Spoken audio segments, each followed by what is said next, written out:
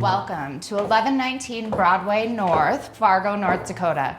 This historic home has so many things to offer that your everyday home simply doesn't have.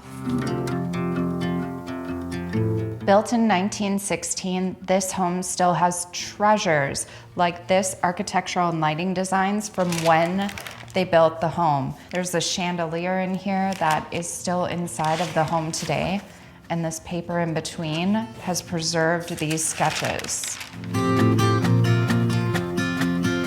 If you're anything like me and you love Victorian homes, but you don't want to give up the amenities of a spacious bedroom, spacious private suite, this home is perfect for you. And this is really, really hard to find in a home of the 1916 era or anywhere near it.